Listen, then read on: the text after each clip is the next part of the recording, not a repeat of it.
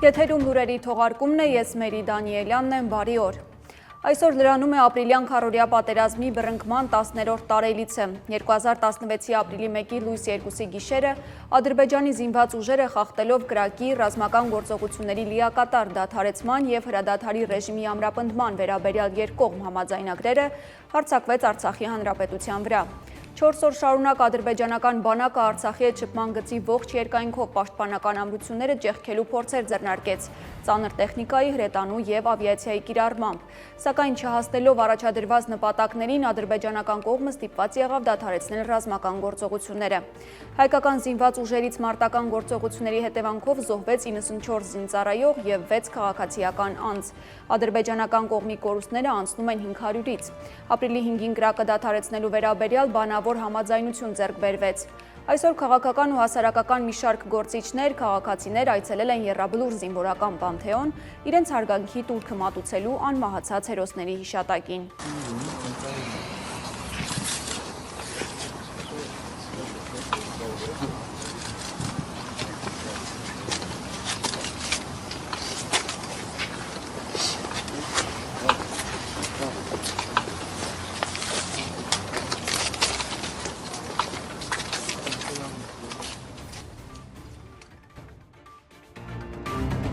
Անդրադառնանք երեկվանից ամենակննարկվող թեմային՝ Փաշինյան-Պուտին երեկոյան նախաճաշին։ Կրեմլում կայացած հանդիպմանը Հայաստանի վարչապետը հայտարարել է, որ արցախյան շարժումը չպետք է շարունակվի։ Նրա խոսքով նախկին ԽՍՀՄ վարչական սահմաններում տարածքային ամբողջականության փոխադարձ ճանաչումը բավականին ամուր հիմք է խաղաղության հետագա ամրապնդման համար։ Что касается вопросов, связанных с Карабахом, Ինչ վերաբերում է Ղարաբաղի հետ կապված հարցերին, ես արդեն շատ թափանցիկ և հրապարակայնորեն հայտարարել եմ Հայաստանի Հանրապետությունում, որ մենք չպետք է շարունակենք Ղարաբաղյան շարժումը, որովհետև Հայաստանի և Ադրբեջանի միջև արդեն հաստատվել է խաղաղություն, և Հայաստանը և Ադրբեջանը ճանաչել են միմյանց տարածքային ամբողջականությունը, քաղաքական անկախությունը և ինքնիշխանությունը 1991 թվականի Ալմա-Աթայի հռչակագրի հիման վրա։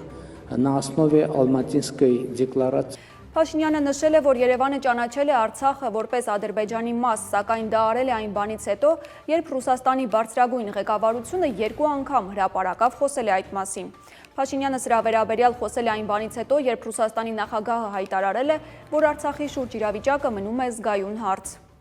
Тоже очевидным является, что после того, как Ակնհայտ է, որ այն բանից հետո, երբ դուք 2022 թվականին Պրահայում ընդունեցիք, որ Ղարաբաղն Ադրբեջանի մաս է կազմում, ՀԱՊԿ-ի միջամտությունն այս գործընթացին, որը ստացել է ներադրբեջանական երանգ, պարզապես բացարձակապես սխալ էր այդ հարցում կապված Ղարաբաղի վերամիավորման հետ, եթե այն համարենք Ադրբեջանի մաս։ Սա գնահատական չէ, ես չեմ ասում, որ սա լավ է կամ վատ։ Խաղաղ կյանքի կազմակերպման տեսանկյունից կարծում եմ, որ հավանաբար դա իմաստ ուներ։ Փաշինյանն ի պատասխան շեշտել է, թե 2022-ին ունեինք կոնկրետ իրավիճակ և ՀԱՊԿ-ի մեխանիզմները պետք է գործարկեին, բայց չգործարկվեցին, և դա հանգեցրեց այն իրավիճակին, որը Հայաստանը ունի ՀԱՊԿ-ի հետ հարաբերություններում։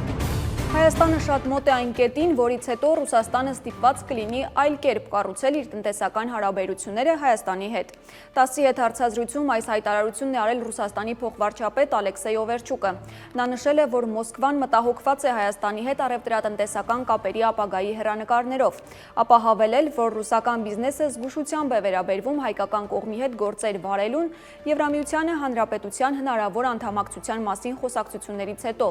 Օվերչուկը շեշտել է, որ դրա պատճառով Ռուսաստանն ու Հայաստանը անցյալ տարի փոխադարձ ապրանքաշրջանառության մեջ 5.1 միլիարդ դոլար են կորցրել։ Դաշնության փոխվարչապետը անդրադառնալով Հայաստանում ամերիկյան էներգաբլոկների կառուցմանը շեշտել է, թե ամերիկացիները խոսում են մի բանի մասին, ինչից դեռ որևէ տեղ ոչ մի հատ չեն կառուցել։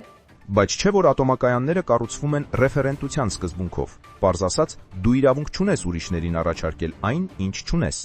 Այսինքն նախ դու պետք է նմանատիպ էներգաբնոկ կառուցես քեզ մոտ, որոշակի տարիներ շահագործես այն, համոզվես դրա ապահով լինելու մեջ և միայն հետո այդ տեխնոլոգիան առաջարկես ուրիշներին։ Մասնագետների գնահատմամբ նման նախագծեր նրանք կկարողանան արտահանման առաջարկել միայն 12-15 տարի հետո, և հայերը և նրանց հարևանները մտածելու բանում են հնարավոր երկարաժամկետ հետևանքների տեսանկյունից։